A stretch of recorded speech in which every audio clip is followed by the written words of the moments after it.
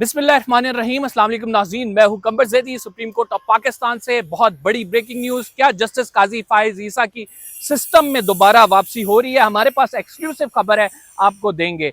Supreme court of Pakistan में अब से कुछ देर कबल एक इंतहाई अहम इजलास हुआ है।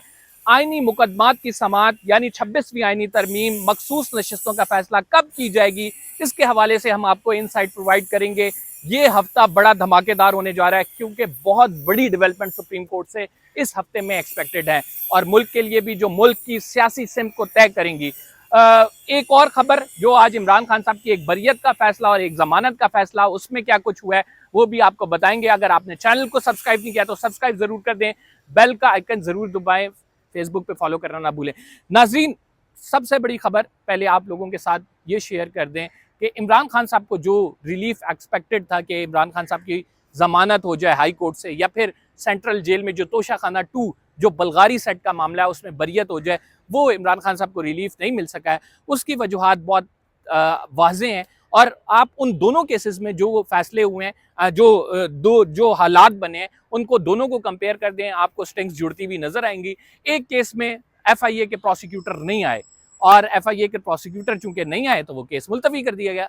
दूसरे केस में जज साहब ही खुद नहीं आए, यानी शाहरुख अर्जुमन साहब, जिन्होंने ये तोशा खाना 2 का फैसला करना है बरियत की दरख्वास्त पर सेंट्रल जेल अडियाला में, वो साहब जो हैं वो गायब हो गए और अब जो है वो 15 नवंबर तक ये फैसला चला गया है। एक जो गुल हसन औरंगजेब साहब ने तोशा खाना 2 सुना था, इसमें बुशरा बीबी को जमानत दी गई थी और बुशरा बीबी के हवाले से जस्टिस गुल हसन ने कहा था वो एक घरेलू खातून है, उनके पास कोई अवामी ओहदा नहीं है, इस वजह से उनकी जमानत दे दी गई थी। इसको भी डील से तासुर दिया गया कि वो डील हो गई है जी, और डील के तहत ये हुई है। लेकिन उसके बाद हमने देखा कि सुप्रीम कोर्ट ऑफ पाकिस्तान में FIA ने एक दरख्वास्त दायर की जिसमें कहा कि बुशरा बीबी की जो जमानत हुई है वो मेरिट्स पर नहीं हुई और उस जमानत के खिलाफ सुप्रीम कोर्ट ऑफ पाकिस्तान से रुजू किया गया। यानी कोई डील का हिस्सा वो नहीं था जो बुशरा बीबी को जमानत दी गई, ये रिलीफ उनको मिलता था। और जस्टिस मियां गुल हसन औरंगजेब इस हवाले से पहले कह चुके थे, क्योंकि उनके पास अवामी ओहदा नहीं है, क्योंकि इन पर अब कोई केसेस नहीं है, लिहाजा उनको जेल में नहीं रखा जा सकता।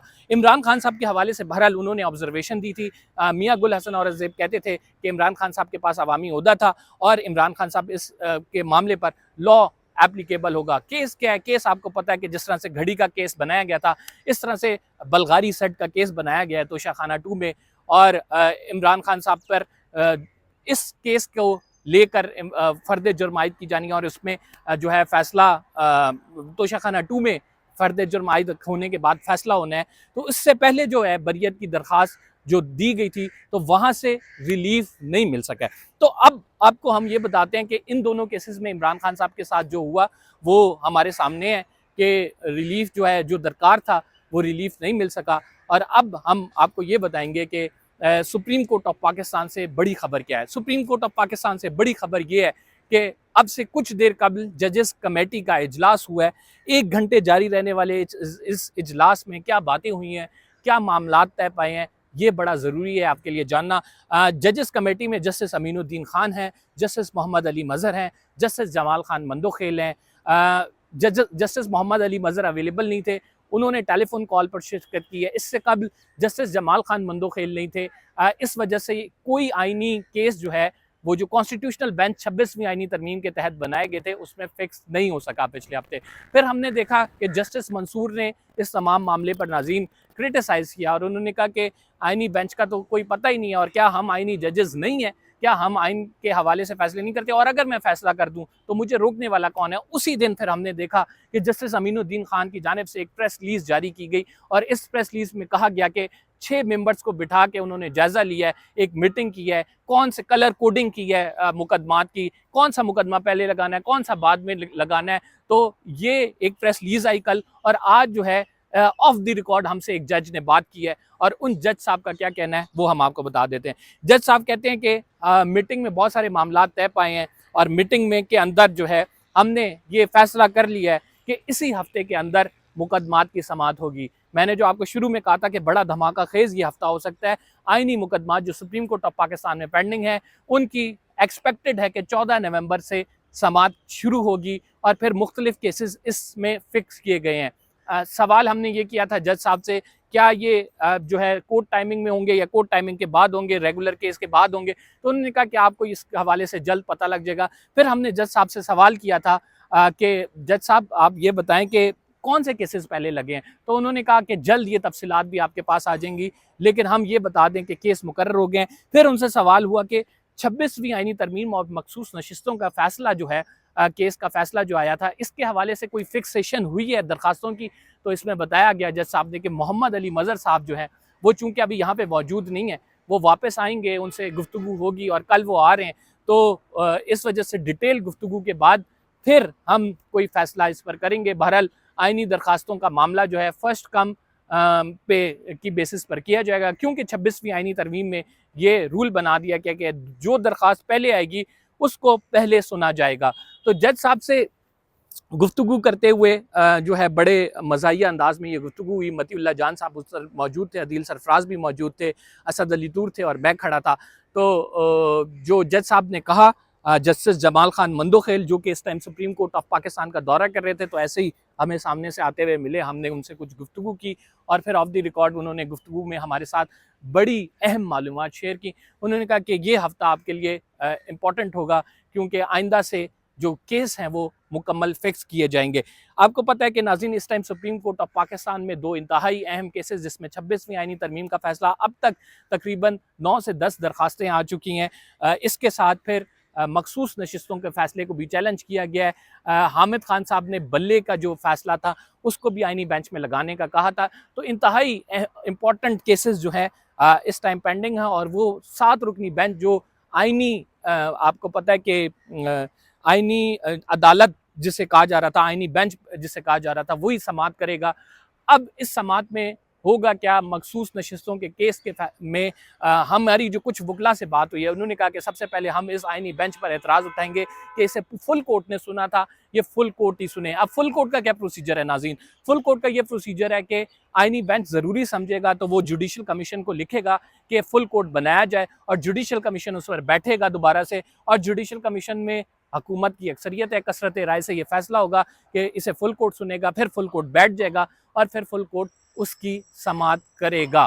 तो नाज़रीन अभी जो मामलात हैं सुप्रीम कोर्ट ऑफ पाकिस्तान में, वो आहिस्ता आहिस्ता हम देख रहे हैं कि वो स्पीड पकड़ रहे हैं, और जस्टिस जमाल खान मंदोखेल ने कहा कि हमारी प्रेफरेंस ये होगी कि मुकदमात को जल्दी से निपटाया जाए। अभी तो हम चीज़ें देख रहे हैं कि कौन कौन सी दरखास्तें आ रही हैं, मैकेनिज्म बना रहे हैं, सेक्रेटेरिएट कहाँ कायम होगा, इस पर भी बात हुई। उन्होंने कहा सुप्रीम कोर्ट ऑफ पाकिस्तान में होगा, हमने अपनी टीम बना ली है, चीज़ें देख के हम कोशिश करेंगे कि आगे इन चीज़ों को बढ़ाएं और मुकदमात को समाअत के लिए फ़िक्स किया जाए। हमारी कोशिश ये है कि अवामी लिटिगेशन जो है उसको तवज्जो दी जाए, और ये जो आइनी मामलात हैं इनको भी हम तरजीही बुनियादों पर देखेंगे कि कौन से मामलात को पहले देखा जाए। लेकिन इस हवाले से एक रूल सेट कर दिया गया है कि 26वीं आइनी तरमीम के तहत पहली जो केस आएगा उसको फिक्स किया जाएगा। तो जस्टिस मोहम्मद अली मजहर के साथ कल डिटेल गुफ्तगू होगी, और उसके बाद फिर 2 इंपॉर्टेंट केसेस 26वीं आइनी तरमीम और फिर मखसूस नशिस्तों के फैसले को फिक्स किया जाएगा। अलबत्ता जो दीगर आइनी मामलात हैं इन पर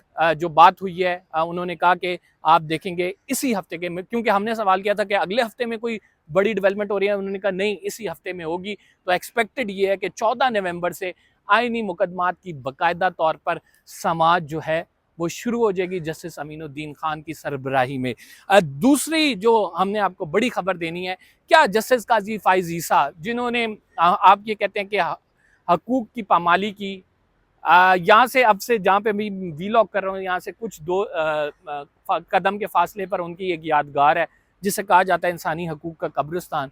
उनको हुकूमत वापस लाने का सोच रही है, और हुकूमत चाह रही है उनकी सेटअप में दोबारा एंट्री हो, लेकिन किस तरह से हो ये बड़ा इंपॉर्टेंट है। हुकूमत ये चाहती है कि जस्टिस काजी फाइज ईसा को चीफ इलेक्शन कमिश्नर लाया जाए। अब 26 जनवरी को जो है वो सिकंदर सुल्तान राजा को जो है वो रिटायर हो रहे हैं, उनकी मुद्दत मुलाजमत पूरी हो रही है। हुकूमत सेड इनफ, अब सिकंदर सुल्तान राजा से जान छुड़ा के कोई नया सिकंदर सुल्तान राजा लाया जाए, कोई उसी कैलिबर का बंदा लाया जाए, और उसके लिए उनको सबसे मौजूद शख्स जो है वो जस्टिस काजी फाइज ईसा दिखाई दे रहे हैं। अभी जो इनफॉर्मल चीज़ हुई है वो उसकी मैं आपको इन्फॉर्मेशन दे रहा हूँ। वजीर आजम ने कुछ नाम तलब किए नाज़रीन, और उस वजीर आजम ने जो मीटिंग की अपने स्टाफ के साथ, उन्होंने कहा कि चीफ इलेक्शन कमिश्नर के हवाले से कुछ रिटायर्ड ब्यूरोक्रेट्स और फिर एक मखसूस नाम जो आया, जो जिस बात की तस्दीक हुई है, वो जस्टिस काजी फाइज ईसा का आया।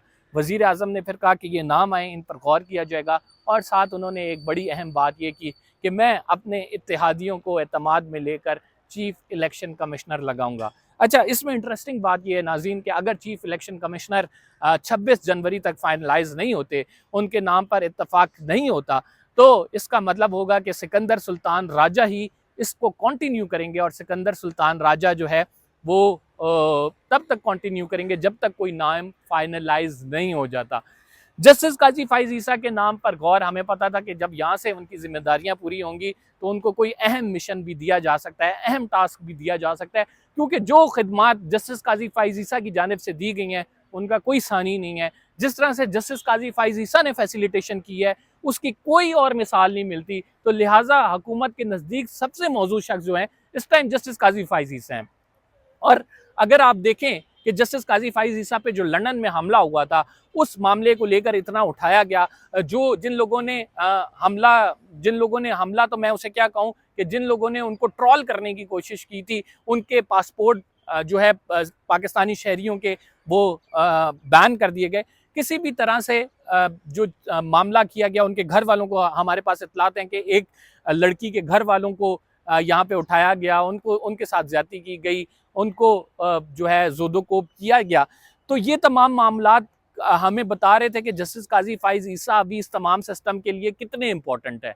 और जस्टिस काजी फाइज ईसा, यानी बरतानिया में तो रूल्स एंड रेगुलेशन के तहत वहाँ पे तो आज़ादी है, लेकिन अनफॉर्चुनेटली ये सिस्टम इतना जस्टिस काजी फाइज ईसा का मकरूज है कि उनके साथ अगर मैं किसी तौर भी बदतमीजी को जस्टिफाई नहीं करूँगा, जो प्राइवेट लाइफ है वो उसकी प्राइवेट लाइफ है, लेकिन सिस्टम उनके लिए इतना कोऑपरेटिव है। उनकी रिटायरमेंट के बाद यहाँ तो कोई बंदा रिटायर हो, अगले दिन उसे उसके अपने इदारे वाले नहीं पूछते, लेकिन रियासत पाकिस्तान के लिए बड़ा वो इम्पोर्टेंट बंदा है। और उसकी वजूहात बड़ी वाज़ेह हैं, क्योंकि रियासत पाकिस्तान अभी भी ये सोच रही है कि उसको किसी ना किसी तरह किसी सेटअप में एडजस्ट किया जा सके, उससे कोई ना कोई फ़ायदा लिया जा सके। अगर सिकंदर सुल्तान राजा की जगह जस्टिस काजी फाइज ईसा आ जाते हैं तो आप ये समझे कि सिकंदर सुल्तान राजा प्रो मैक्स ये साबित होंगे। एक ऐसा शख्स जिसका जो आप ये कह सकते हैं कि बाइस्ड है, वो इतना खुलकर वाजे है, जिसने इस मुल्क को तबाह करने में कोई कसर नहीं छोड़ी। अगर उसे दोबारा आप चीफ इलेक्शन कमिश्नर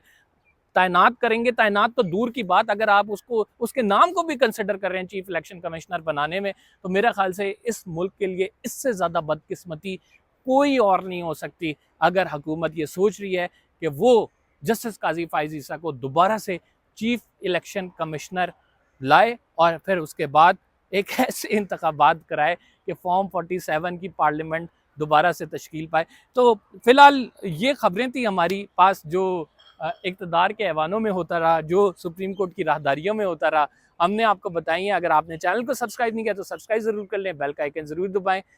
इंशाल्लाह आपसे मुलाकात होगी अगले व्लॉग में। कंबल ज़ैदी को इजाज़त दीजिए। अल्लाह ने के बाद।